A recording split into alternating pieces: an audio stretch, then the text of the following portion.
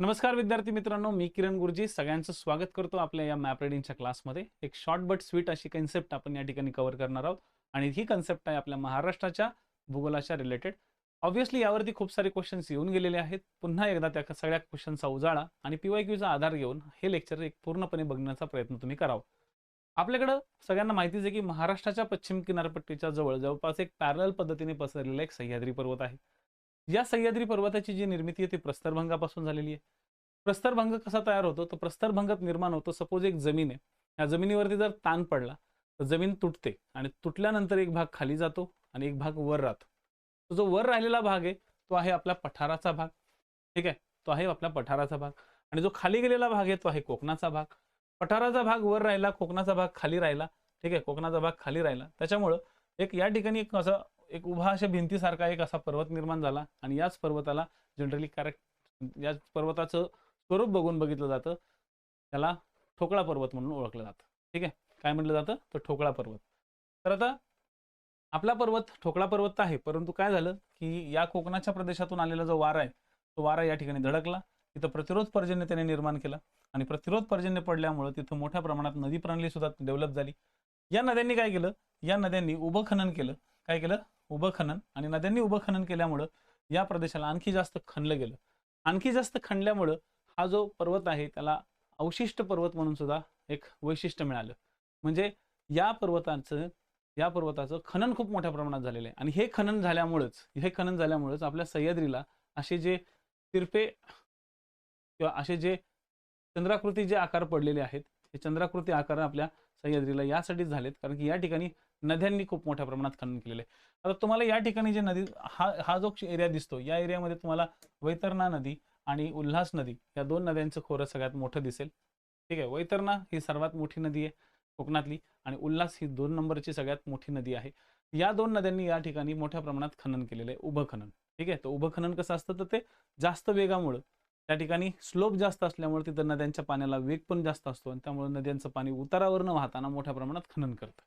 आणि या खनन कार्यामुळे त्या प्रदेशामध्ये नदी चौर्य सुद्धा डेव्हलप होतं. नदी चौर्य ही वैशिष्ट्य तुम्हाला कोकणामध्ये मोस्ट प्रोबॅबली दिसतील किंवा सह्याद्रीच्या एरियामध्ये मोस्ट प्रोबॅबली दिसतील. आता सह्याद्रीचा एक आपल्याला बेसिक पॉइंट समजून आला. पण सह्याद्रीची उत्तर दक्षिण लांबी, सह्याद्रीची जी उत्तर दक्षिण लांबी आहे ती साधारणतः 440 किलोमीटरच्या आसपास आहे, जी स्टार्ट होते नंदुरबारच्या प्रदेशापासून. ठीक आहे, तर दक्षिणेकडे असलेल्या आपल्या कोल्हापूरच्या किंवा सिंधुदुर्गच्या एरियापर्यंत. आता समजून घेऊ आपण सह्याद्रीच्या उंचीबद्दल. सह्याद्रीची जी उंची आहे सरासरी ती 1220 मीटर ते 920 मीटर पर्यंतची आहे. म्हणजे ऑन अन ॲव्हरेज जर बघितलं गेलं तर 1000 मीटर पर्यंत एक त्याच्या वर असलेली काही 1000 मीटरपेक्षा जास्त उंच असलेली जी शिखरं असतात, ओके, ही शिखरं या पर्वतरांगेमध्ये आढळतात. राईट. नेक्स्ट व्हिडिओ आपण शिखरांवरती नक्की बनवूया. सध्या आपण पहिले समजून घेऊ की सह्याद्रीची उंची कशी असते. तर सह्याद्रीची जी उंची आहे ही सह्याद्रीची उंची उत्तरेकडे, समजा आता ही उत्तर दिशा आहे म्हणजे या साईडला नाशिकचा एरिया आहे, नाशिक वगैरेचा भाग. तर नाशिक वगैरे या प्रदेशामध्ये त्याची उंची खूप जास्त आहे.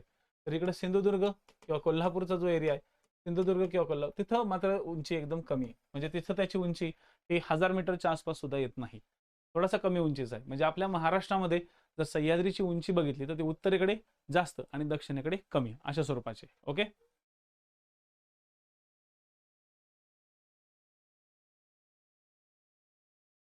आता आपण समजून घेऊया सह्याद्रीमध्ये असलेल्या काही उपडोंगर रांगा.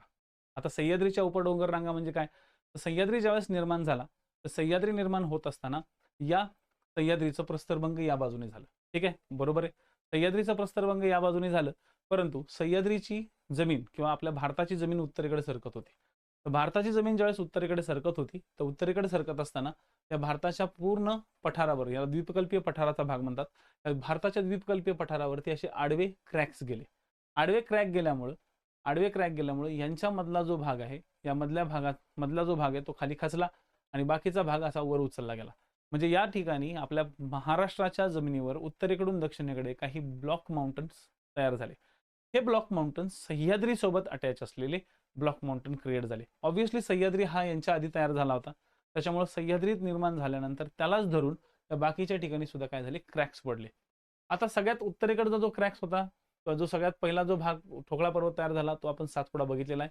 पण सह्याद्रीचाच एक महत्त्वाचा भाग म्हणजे या ठिकाणी गाळणा डोंगर आहे. कोणता डोंगर? तर गाळणा डोंगर. त्याच्या दक्षिणेकडे सातमाळ आणि अजिंठा, त्याच्या दक्षिणेकडे हरिश्चंद्र आणि बालाघाट, त्याच्या दक्षिणेकडे शंभू आणि महादेव, ठीक आहे, असे महत्वपूर्ण 3 डोंगर रांगा आहेत.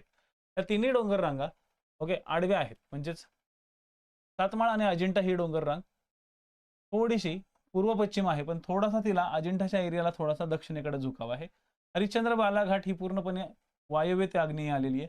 शंभू महादेव सुद्धा वायव्य ते आग्नेय चाललेली आहेत. आता झालं काय की ह्यांच्यामध्ये ब्लॉक तयार झाल्यामुळं, ह्यांच्यामध्ये हे ठोकळे तयार झाल्यामुळं त्या 2 ठोकळ्यांच्या मधून एक नदी प्रणाली तयार झाली. तर जसं की सातपुडा आणि सातमाळा यांच्यामध्ये तापी नदी प्रणाली तयार झालेली आहे, सेम तसंच सातमाळा आणि हरिश्चंद्र, ठीक आहे, किंवा अजिंठा बालाघाट यांच्यामध्ये गोदावरीची नदी प्रणाली तयार झालेली आहे. यावरती आयोगाने ढीगभर क्वेश्चन विचारलेले आहेत आणि क्वेश्चन्स अजूनही रँडमली येतच राहतात. ठीक आहे. हरिश्चंद्र बालाघाटच्या आणि शंभू महादेवच्या बरोबर मध्य भागात भीमा नदीचं खोरं आहे. ही भीमा नदी आपल्या भारतामध्ये जरी कृष्णा नदीची उपनदी असली तरी ती आपल्या महाराष्ट्रात सेपरेट आहे, म्हणून आपण एक कन्सिडर करतो हरिश्चंद्र बालाघाट आणि शंभू महादेव यांच्यामध्ये भीमा नदीचं खोरं आहे. शंभू महादेव आणि सह्याद्री यांच्यामध्ये कृष्णा नदीचं खोरं आहे. ठीक आहे, हे पॉइंट्स लक्षातच ठेवायचे आहेत तुम्हाला. तर हे झाले तुमचे सह्याद्रीचा एक महत्त्वाच्या डोंगर रांगांचा भाग आणि या बाजूला असलेल्या सह्याद्रीच्या उपडोंगर रांगांचा भाग. तर आता तुम्ही मला कमेंट करून सांगा की आपला जो पश्चिम घाट आहे हा पश्चिम घाट किती राज्यांमध्ये विस्तारित झालेला आहे. आणि दुसरी कमेंट या ठिकाणी तुम्ही करायची आहे की आपल्या महाराष्ट्रातील सर्वात उंच पर्वत शिखर कोणतं. ठीक आहे. जर हा व्हिडिओ जर तुम्हाला आवडला असेल तर नक्कीच लाईक करा आणि आपल्या चॅनलला सबस्क्राईब करा. धन्यवाद मित्रांनो.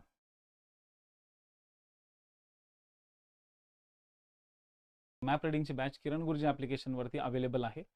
बॅचला खास करून डिस्काउंट दिलेला आहे 80%चा, जाणून बुजून दिलाय, कारण की मॅक्सिमम विद्यार्थ्यांनी असे जे मॅप रीडिंगच्या बेस्ट लेक्चर आहेत ते तुम्ही करावे.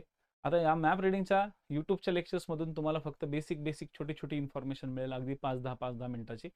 पण तुम्हाला जर सखोल बॅच करायची, पूर्ण 1-1 तासाचं लेक्चर कव्हर करायचं आहे आणि आपला अभ्यास चांगल्या पद्धतीने डेव्हलप करायचा आहे जॉग्राफीचा, तर ही मॅप रीडिंग बॅच नक्की अवेलेबल आहे. कुठे मिळेल तर ही तुम्हाला किरण गुरुजी ॲप्लिकेशनवरती मिळेल, जी की यूट्यूबच्या माध्यमातून मी काही फ्री बॅचेस किंवा फ्री कोर्सेस किंवा डेमो लेक्चर्स आपण म्हणतो ते घेतलेले आहेत.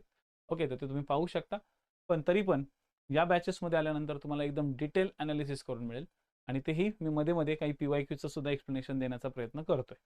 ओके, नक्की जॉईन करा ही बॅच. धन्यवाद.